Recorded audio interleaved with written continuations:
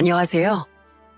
저는 은혜도 모르는 쓰레기 같은 인간을 뻥 차버리고 새로운 삶을 살고 있는 50대 초반 여자입니다. 다시는 상종하고 싶지 않은 그 인간은 바로 제 남편이었는데요. 우여곡절이 많았던 저의 결혼 생활에 대해 얘기해보려고 합니다. 잘 들어주셨으면 좋겠습니다. 제가 어렸을 때 있었던 일 중 가장 기억에 남는 일은 저희 엄마에 대한 일이었어요. 저희 엄마는 제가 중학생 때부터 병에 걸려서 투병 생활을 하셨어요. 저 오빠는 매일 학교 끝나고 병원에 가는 게 일상이었답니다. 하루하루 말라가는 엄마 옆에서 매일 엄마가 건강해지기만을 기도했어요. 엄마, 조금만 더 힘내봐요. 우리 가족이 이렇게 다 엄마 빨리 나으라고 기도하고 있잖아요. 치료 잘 받고 마음도 씩씩하게 먹으면 분명히 나을 수 있을 거예요. 저희 아빠는 원래 공무원이셨는데 공무원 월급으론 병원비 감당이 안 돼서 결국엔 공무원을 그만두셨어요. 그리고 돈이 더 된다는 막노동을 뛰기 시작하셨죠. 일하다가 손을 찧어서 손톱이 시퍼렇게 멍이 들어서 오신 적도 있었고 여기저기 긁힌 상처들도 자주 생기더라고요. 저는 아빠가 위험한 일을 하시는 것 같아 너무 걱정이 되었습니다. 하지만 아빠는 전혀 힘든 티를 내지 않고 오직 엄마만을 위해 그 고생을 다 감당하시더라고요. 그런데 저희 가족이 아무리 노력해도 엄마의 병은 더욱 심해져만 가더군요.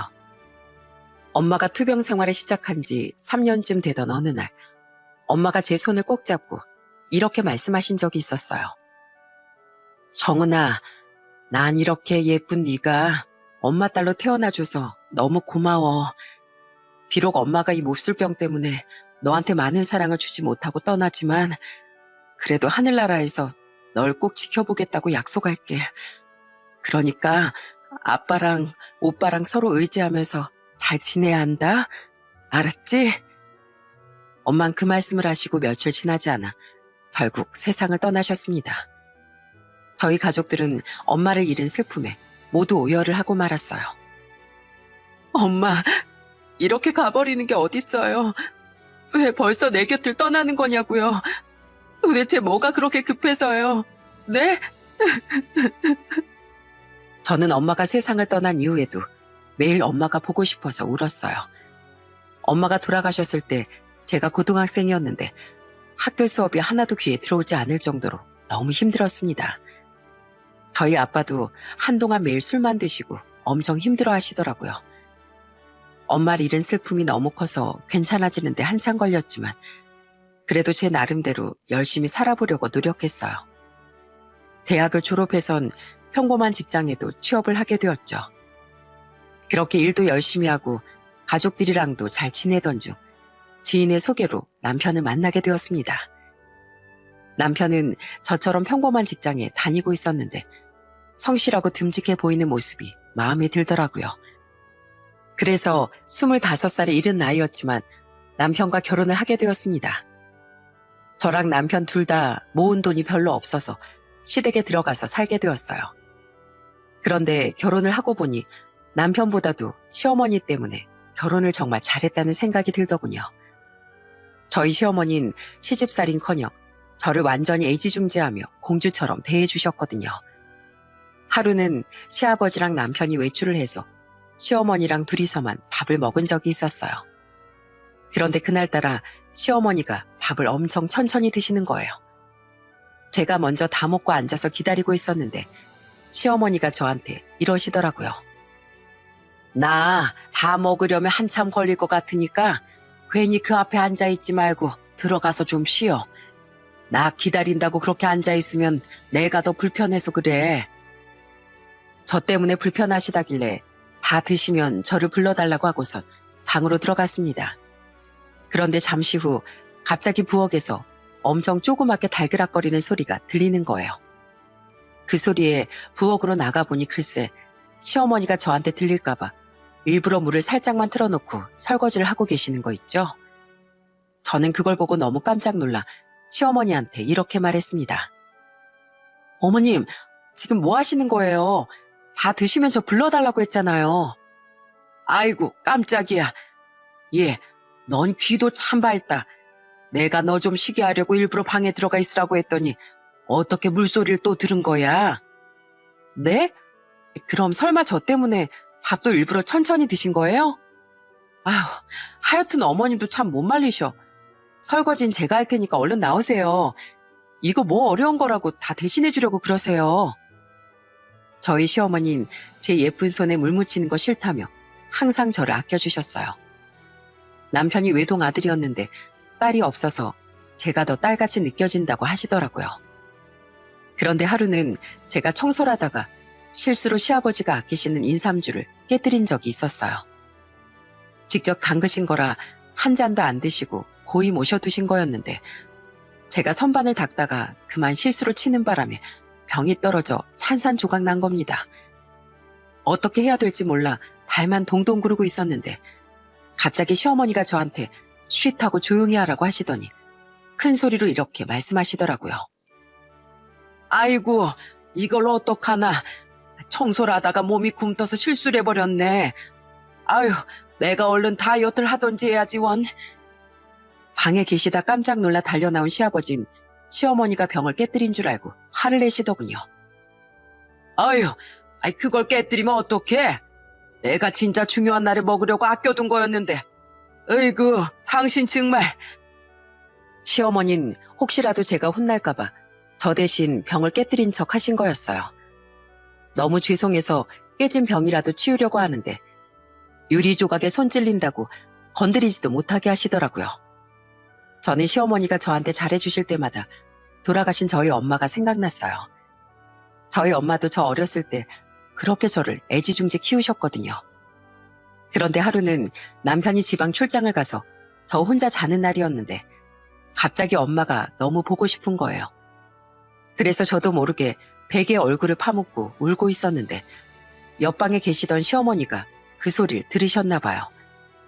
조용히 제 방문을 열고 들어오시더니 저를 따뜻하게 안아주시더라고요. 아이고, 새아가 무슨 일이니? 혼자 자니까 무서워서 그래? 왜 이러고 서럽게 울고 있어? 어머님, 저 돌아가신 우리 엄마가 너무 보고 싶어요. 저 이렇게 어머님한테 예쁨 받고 사는 거 저희 엄마가 보셨으면 정말 좋아하셨을 텐데 일찍 떠나시는 바람에 보지도 못하시잖아요. 못 보시긴 뭘 못 보셔. 안사돈께서 하늘나라에서 다 지켜보고 계시지. 내가 너희 결혼시킬 때 하늘나라에 계신 안사돈한테 뭐라고 기도했는 줄 아니? 안사돈께서 예쁘게 키워주신 정은이 이제 내가 딸로 삼고 보살펴 줄 테니까 걱정 마시라고 했어. 그러니까 이제 안사돈 대신 내가 널 안아주고 예뻐해주고 보살펴 줄 거야. 우리 예쁜 정은아, 그동안 엄마가 많이 그리웠지? 이제 내가 네 엄마 해줄 테니까 힘들 때마다 언제든지 나한테 의지하렴. 그날 저는 시어머니 품에 안겨서 한참을 울었답니다. 그 이후 시어머니는 저를 새아가라고 부르는 대신 정은아하고 다정하게 이름을 불러주셨어요. 저희 시어머니는 수선집을 하고 계셨는데 저한테 종종 바느질을 가르쳐주기도 하셨답니다. 아이고, 조심해야지. 그 예쁜 손이 바늘에 찔려서 구멍이 나면 어떡해. 자, 나 하는 거 보고 잘 배워라. 이렇게 일정한 간격으로 다 왔다 갔다 하면서 바늘을 통과해야 되는 거야. 전 아무래도 손재주가 없나 봐요. 어머님은 어쩜 이렇게 바느질을 잘하세요? 시어머니는 제가 삐뚤빼뚤하게 바느질을 하는 게 귀여우셨는지 저를 사랑스러운 눈길로 계속 쳐다보시더라고요. 저는 시어머니 덕분에 결혼 생활이 정말 행복하다는 생각이 들었어요. 그렇게 시부모님과 살면서 저는 아들을 둘이나 낳았습니다. 그리고 직장을 그만두고 집에서 애들을 보게 되었어요. 저희 남편과의 사이도 처음엔 좋았습니다. 남편은 퇴근하고 애들도 같이 봐주고 저한테도 항상 고맙다는 말을 해주더라고요. 여보, 오늘도 애들 보느라 힘들었지? 내가 일찍 퇴근하고 도와줬어야 되는데 오늘도 야근이 있어서 어쩔 수 없이 늦었네. 주말엔 내가 애들 전담해서 볼 테니까 당신은 우리 엄마랑 어디 나들이라도 좀 갔다 와. 전 가끔씩 주말에 남편이 애를 봐주면 시부모님이랑 같이 집 근처로 산책을 한 번씩 갔다 왔어요. 그런데 하루는 저희 시아버지가 남편한테 이렇게 말씀하신 적이 있었어요. 동수 너 애 보는 건 좋은데 너도 좀 움직여야 되는 거 아니냐? 어릴 때부터 그렇게 움직이기 싫어하더니 젊을 때 이렇게 좀 운동도 하고 그래야 나중에 병이 안 생기는 거야.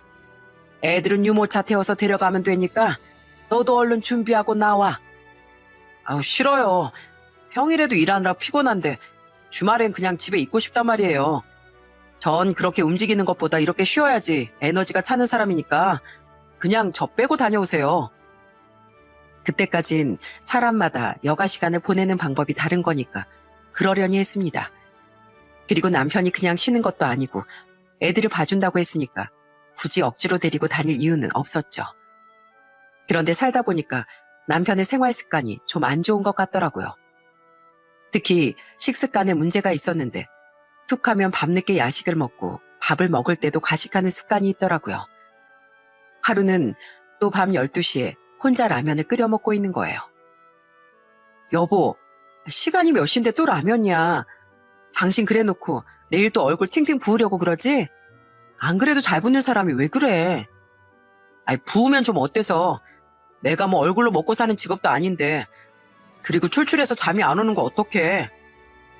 남편은 밤늦게 짠 걸 많이 먹어서 그런지 아침마다 얼굴이 퉁퉁 붓는 게 일상이었어요. 저랑 시부모님이 밤늦게 먹지 말라고 아무리 잔소리를 해도 듣질 않더라고요. 게다가 연애 때 몰랐는데 술, 담배를 그렇게 많이 하더라고요. 남편이 술 먹고 들어와 애들한테 뽀뽀를 할 때마다 애들이 싫다고 남편을 막 밀어내기까지 했어요. 그런데 남편이 어느 날부터 자꾸 붓는 것도 심해지고 맨날 피곤하다고 하는 겁니다. 병원에 가보라고 맨날 잔소리를 해도 안 가다가 가족들이 등 떠밀어서 억지로 병원에 갔는데 검사를 해보니 신장 쪽이 좀 안 좋다고 하더라고요. 많이 심한 편은 아니었지만 그래도 술, 담배를 끊고 체중 관리를 해야 된다는 얘기를 들었어요.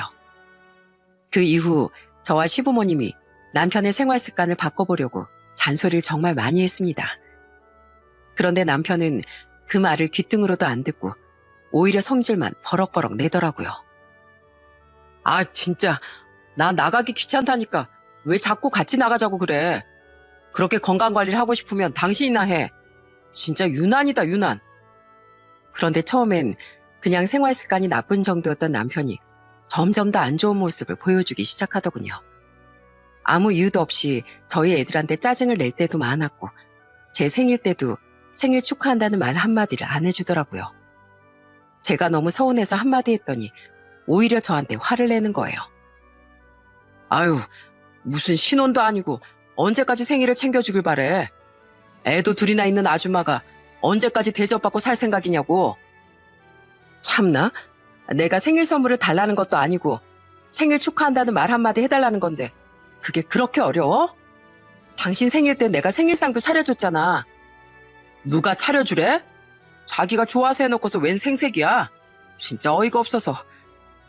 얼마 전까진 그렇게 자상하던 사람이 왜 이렇게 변한 건지 이해를 할 수가 없었어요.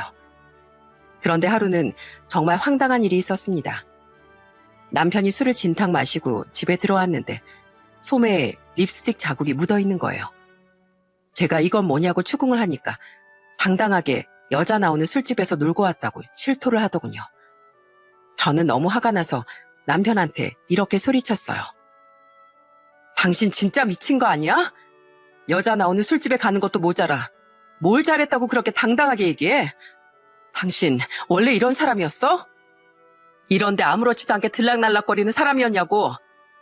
그래, 나 원래 이런 사람이었다. 남자가 직장생활 하다 보면 이런 데도 갈 수 있는 거지. 뭘 이런 걸 가지고 그래? 나만 가는 게 아니라 이 세상 남자들 다 가는 거거든? 뭐라고? 당신이 끼리끼리 노니까 주변에 그런 사람들만 있는 거지. 안 그런 사람들이 더 많아. 그리고 집에 떡하니 처자식이 있는데 그런 데서 놀면서 죄책감도 안 들디? 죄책감은 무슨, 내가 뭐 바람을 피웠냐? 아니면 범죄를 저질렀냐? 그냥 하루 재밌게 여자 끼고 놀 수도 있는 거지. 뭐? 하루 여자 끼고 놀 수도 있는 거라고?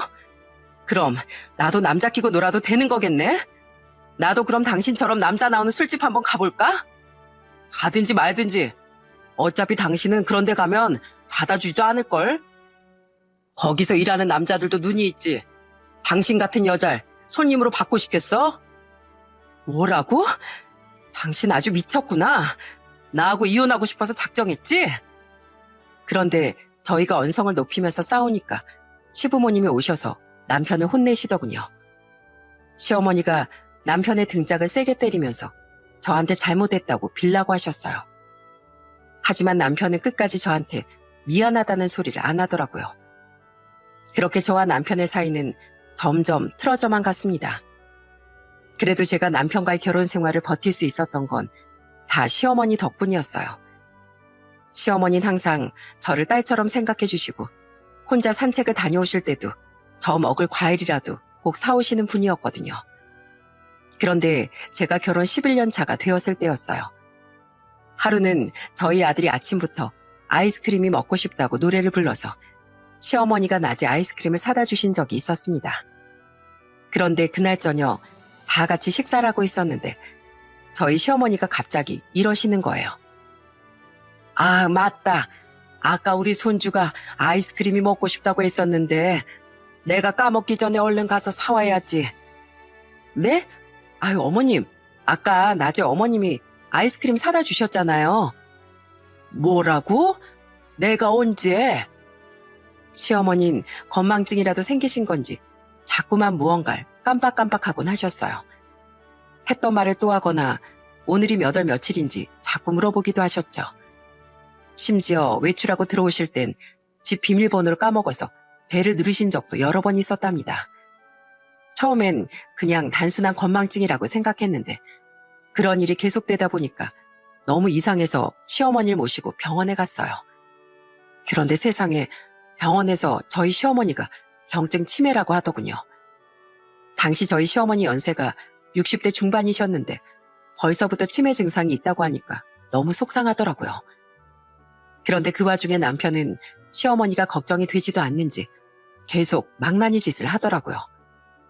하루는 또 술을 왕창 먹고 아침이 다 돼서 들어왔는데 남편이 벗어 던진 자켓 주머니에서 유흥업소 명함이 우수수 떨어지는 겁니다. 저는 순간 너무 화가 나서 남편에게 마구 따졌습니다. 당신 진짜 이럴 거야? 당신 옷에서 나온 유흥업소 명함이 도대체 몇 개야? 이건 직장생활 핑계 대기에도 지나치잖아. 아, 뭐 어쩌라고? 내가 내 돈으로 가겠다는데 당신이 무슨 상관이야? 무슨 상관이냐고? 내가 당신 와이프잖아. 당신이 결혼 안 한 총각이면 뭐 이런 데 가든 말든 상관 안 해. 그런데 적어도 결혼해서 처자식이 있으면 조심해야 되는 거 아니야? 어떻게 이런 더러운 것을 뻔질나게 드나들 수가 있어? 나 진짜 요즘에 당신만 보면 핫딱지가 나서 죽겠어. 그냥 당신이랑 이혼해버리고 싶다고.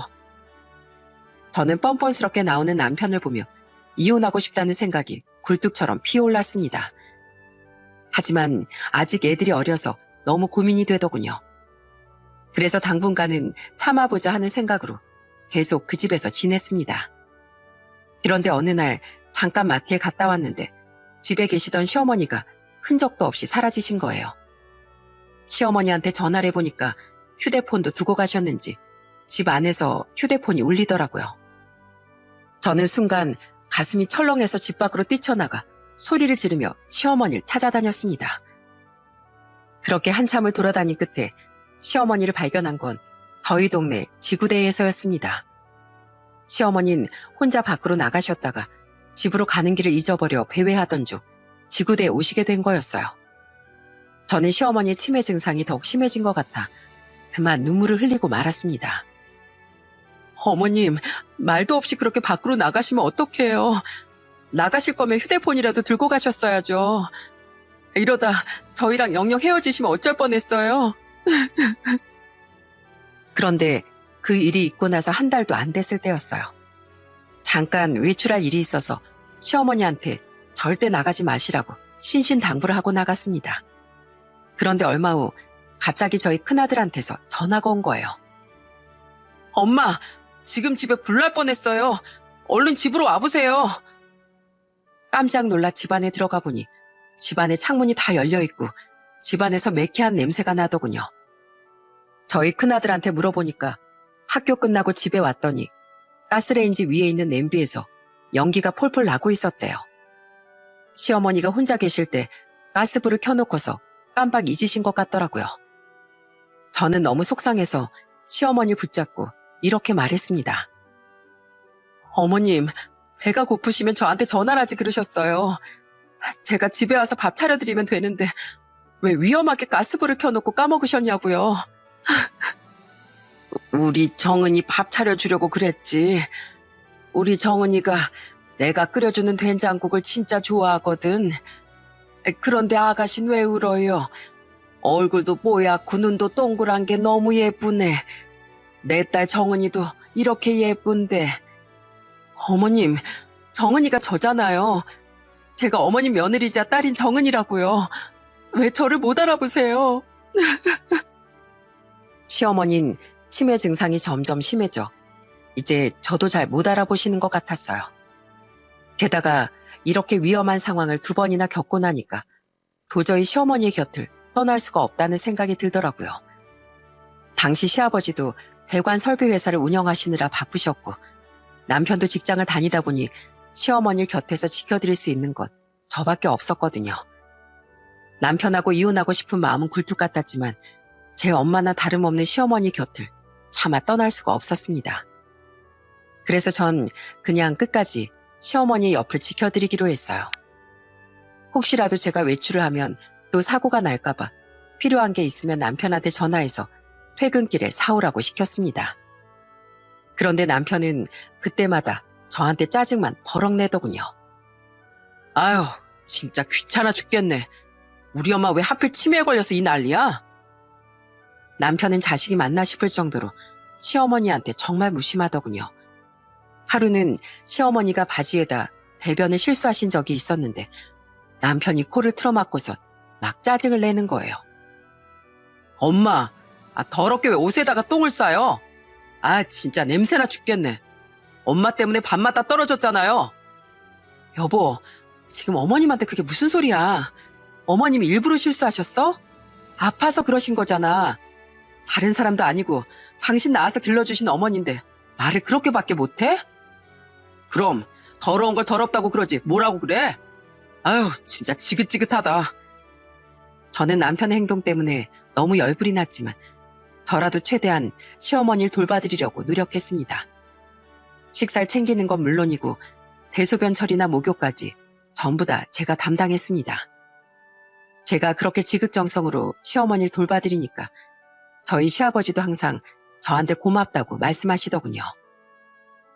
애미야, 내 마누란 내가 챙겨야 되는데 회사 일 때문에 너한테만 다 맡기는 것 같아서 정말 미안하구나. 자, 이거 용돈이니까 내 아들 주지 말고 너 혼자 필요한 데 쓰거라. 시아버진 저한테 용돈도 주시고 항상 저한테 미안하다는 말씀을 하셨어요. 그리고 회사 일이 끝나고 집에 오시면 시어머니는 본인이 돌볼 테니 들어가서 쉬라고 저를 방으로 떠미셨습니다. 그리고 남편이랑 저랑 싸울 때마다 항상 제 편을 들어주셨어요.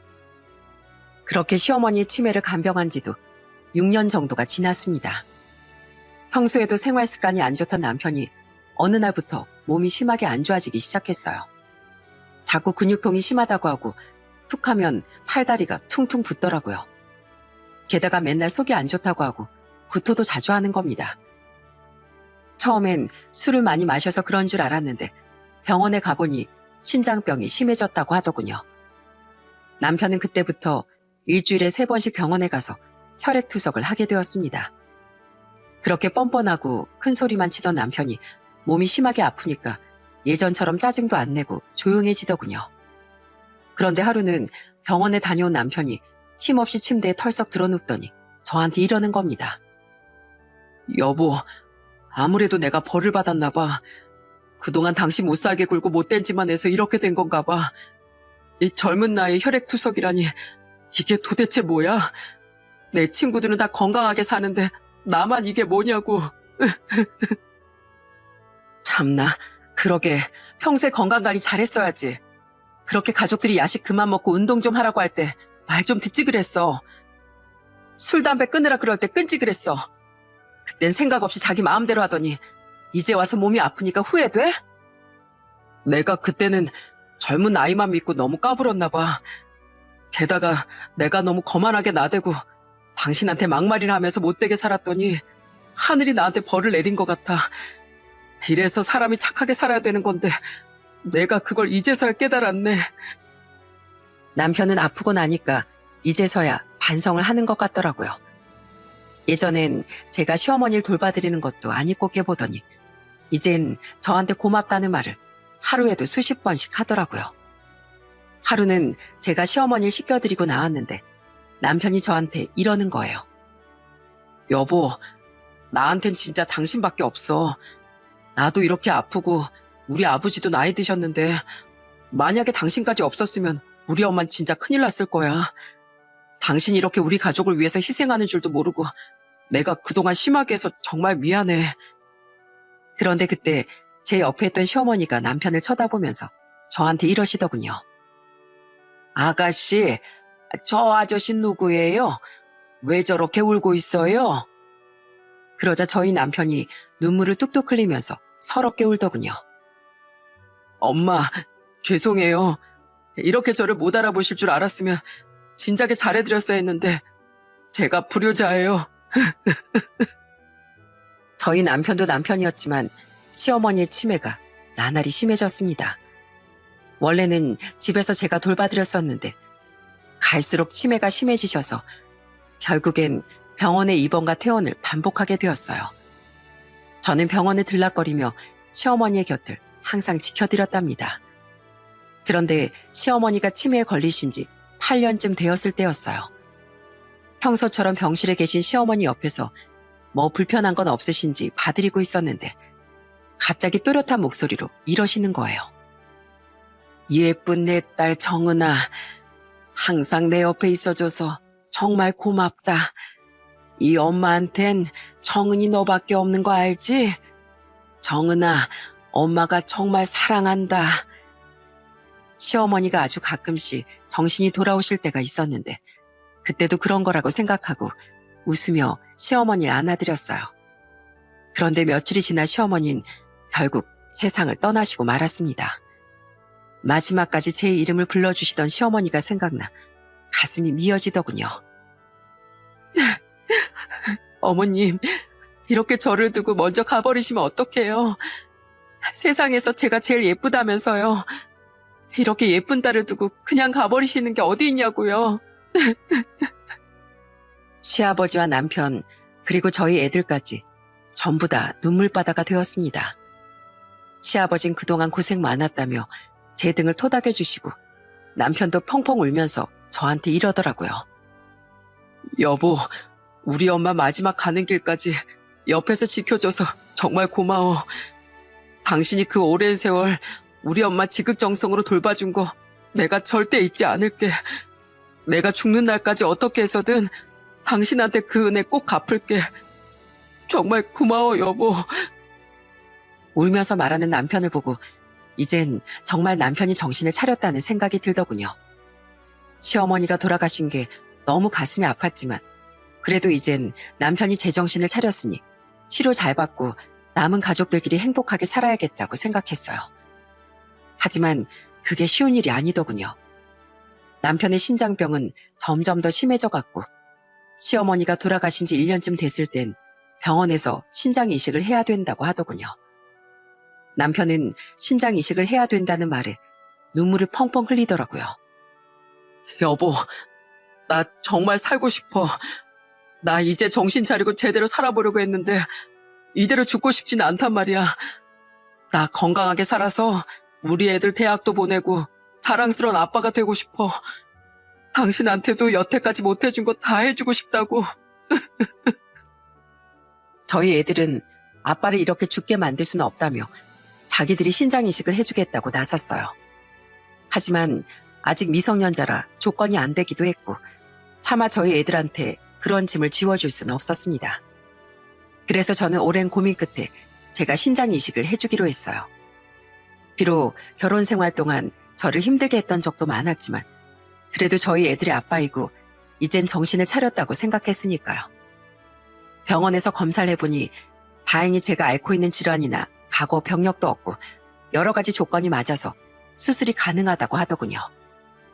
남편과 시아버지는 제게 고맙다고 몇 번이나 울면서 감사 인사를 했습니다.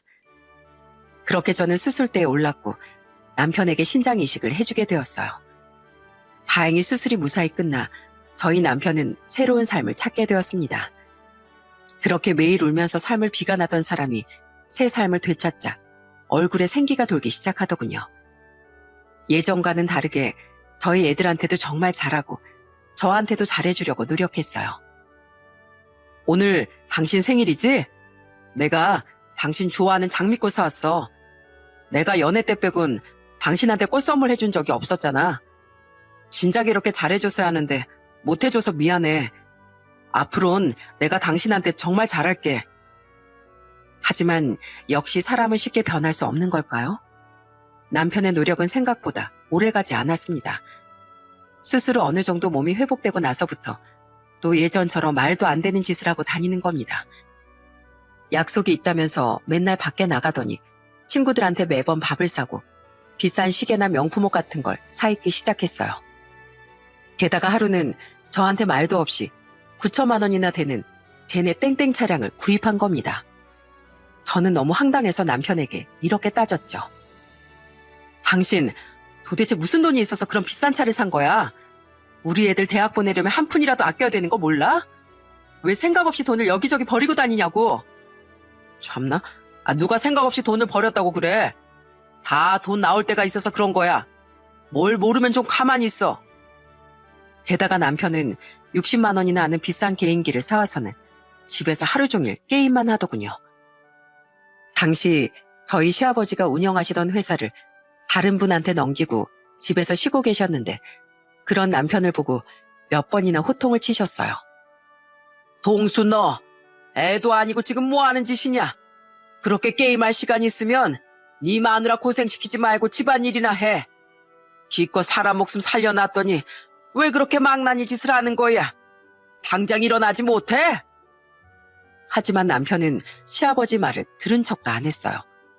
게다가 남편은 툭하면 밖에 나가 외박을 밥 먹듯이 하고 제 연락을 잘 받지도 않았습니다. 변하겠다는 사람이 변하긴커녕 오히려 예전보다 더 심해진 거예요.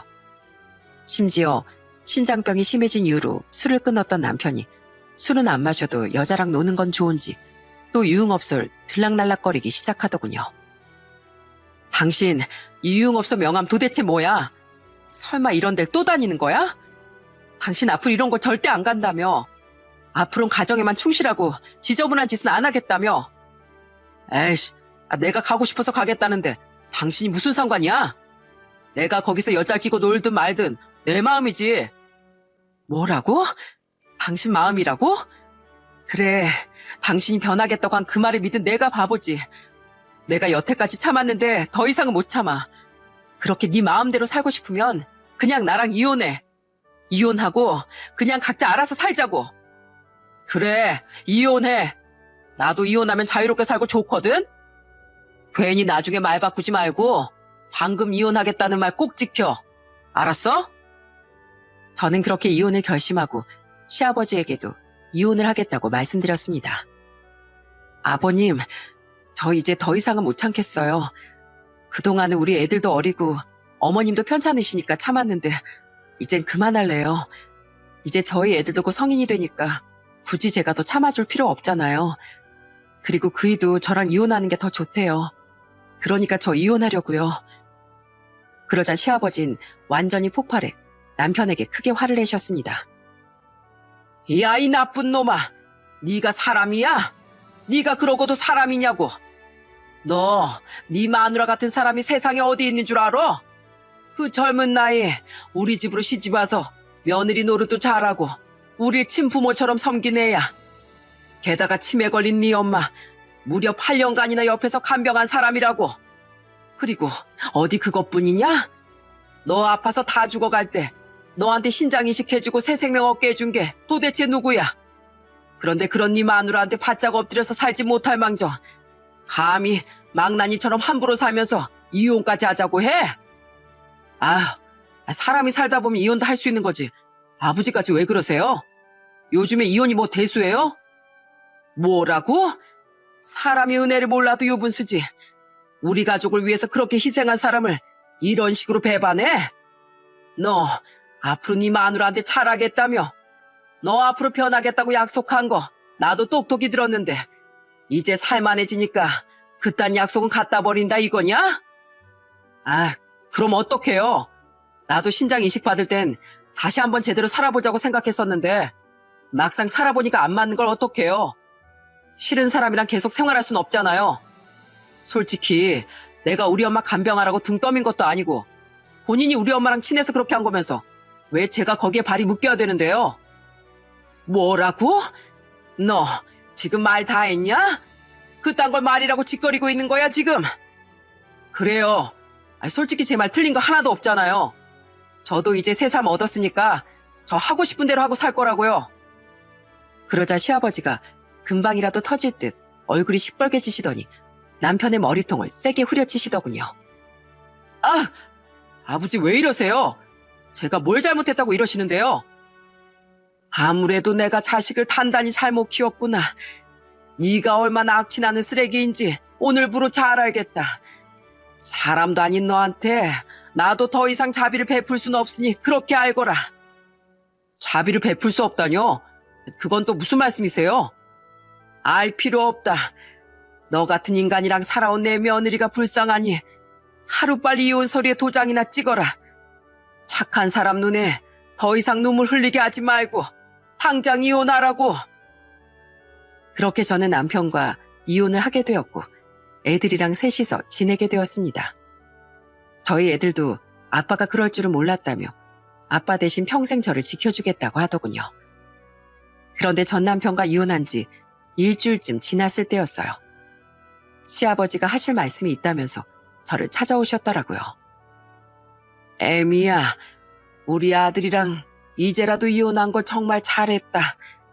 사실은 말이다.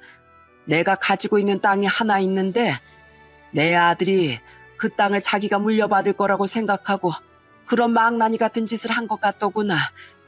서울에 있는 노른자 땅인데 최근에 재개발 얘기가 나오고 있어서 시세가 10억 정도까지 올라갔거든. 그런데 아무리 내 아들이어도 어찌 그런 망나니 같은 놈에게 그 땅을 줄 수 있겠니? 난 그 땅은 내 아들이 아닌 네가 받아야 마땅하다고 생각한다. 그러니 그 땅 명의를 네 명의로 바꿔주마. 저는 시아버지한테 그런 비싼 땅이 있는 줄도 몰랐고 남편이 그 땅을 노리고 있는 줄도 전혀 몰랐어요. 돈 나올 구석이 있다며 돈을 펑펑 쓰더니 그게 바로 그 땅이었나 보더라고요. 그런데 한두 푼도 아닌 10억이나 되는 땅을 저한테 주신다고 하니까 깜짝 놀라고 말았습니다. 아니, 아버님, 그 땅을 제가 어떻게 받아요? 저 그거 못 받아요. 아니야, 네가 우리 집에 와서 고생한 거 생각하면 그까지 땅으로도 보상이 되질 않는다. 세상에 친자식도 못하는 걸 네가 다 했지 않니? 네가 우리 집에 처음 시집 왔을 때 파릇파릇한 20대 중반이었는데 어느새 50 가까이 된 널 보니 내가 너무 미안하고 가슴이 아프구나. 아버님, 그래도 그건 아니죠.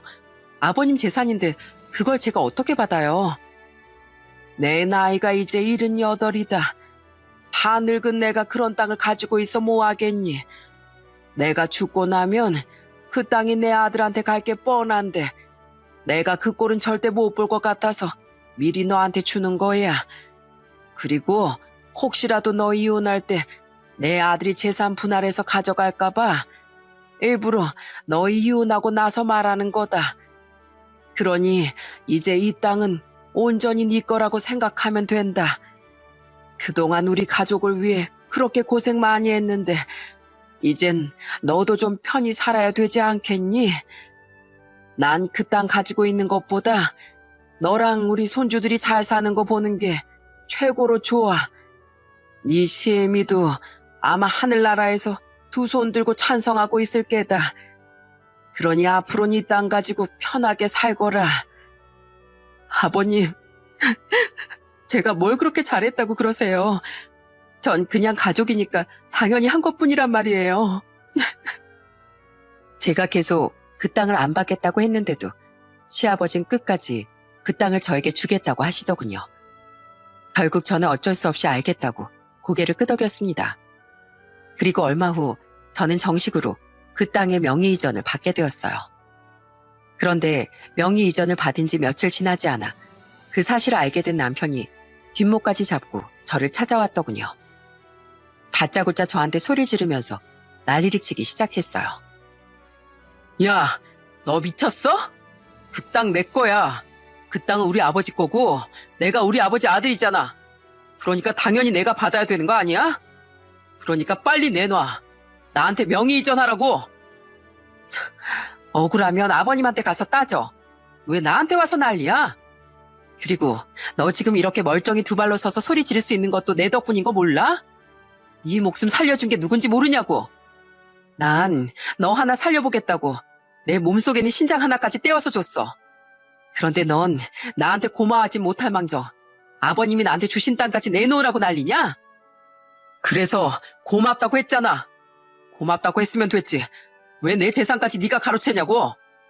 너 이러는 거 완전히 도둑질이야. 이혼까지 한 마당에 우리 아버지랑 너랑 남남인데 네가 그 땅을 왜 가지냐고. 도둑질은 무슨? 너야말로 도둑질한 거 아니야? 착한 척, 반성한 척 하면서 내 신장 도둑질해 간 거잖아. 난 솔직히 네가 맨날 울면서 사과하고 앞으로 변하겠다고 하길래 진짜로 반성한 줄 알았어.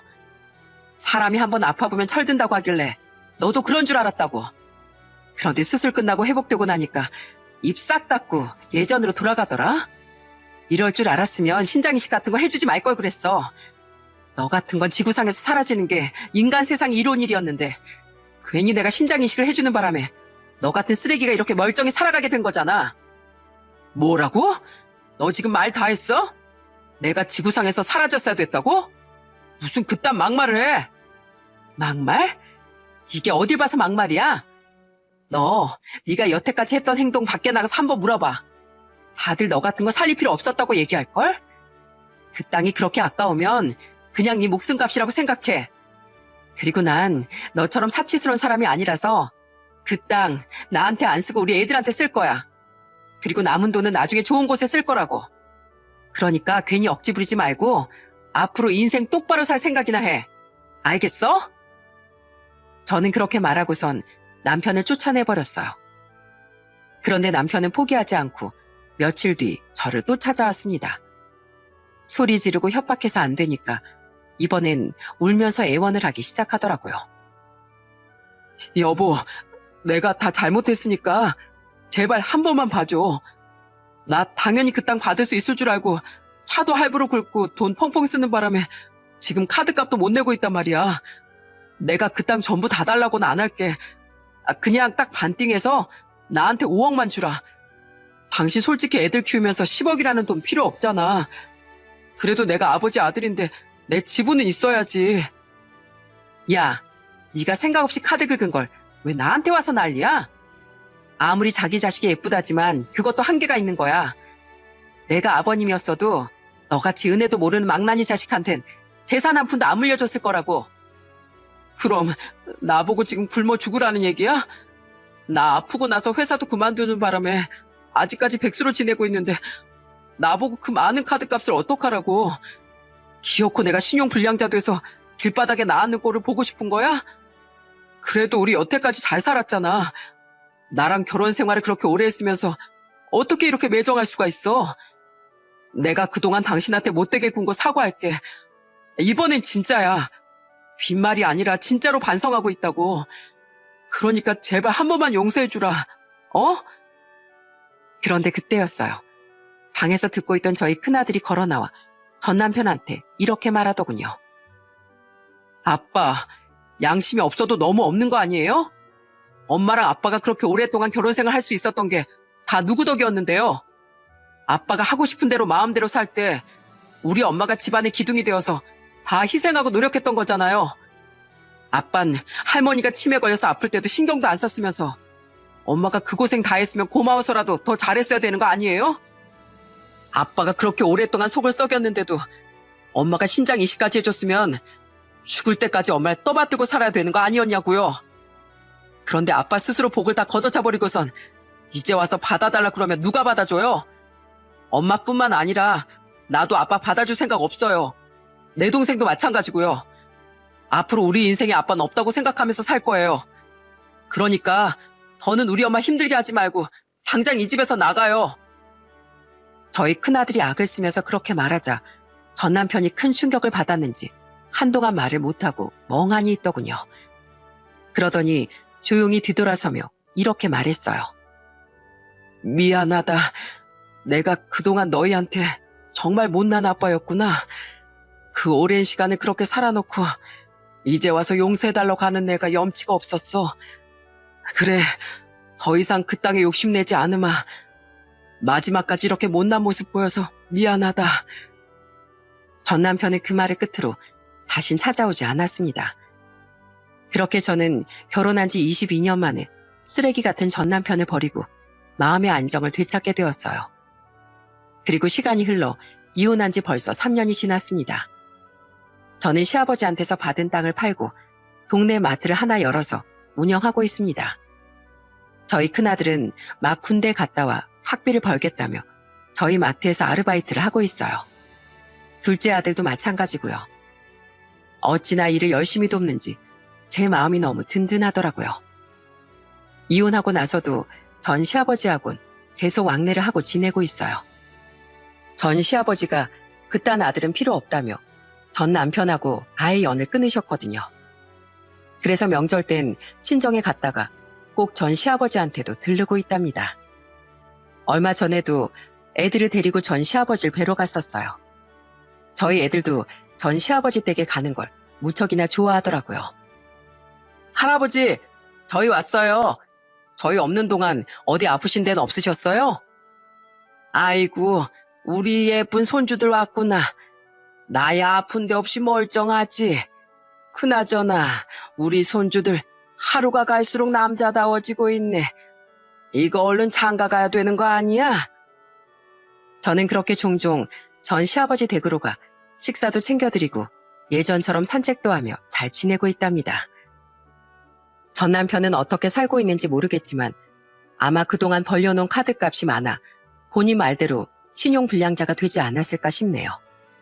그러게 기회가 있을 때 반성했어야 됐는데 인성이 글러먹어서 그러지 못했으니 그렇게 살아도 어쩔 수 없는 일이겠죠.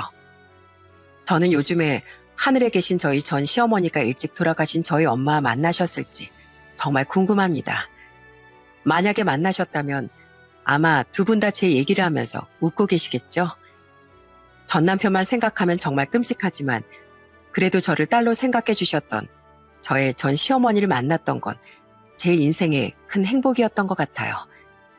앞으로도 전 시어머니가 저에게 베풀어 주셨던 그 따뜻한 마음을 생각하며 열심히 살아가 보려고요. 여러분, 그럼 전 이쯤에서 제 이야기를 마치는 걸로 할게요. 여러분의 앞날에 항상 따뜻한 햇살이 비추기를 바라겠습니다. 들어주셔서 감사합니다.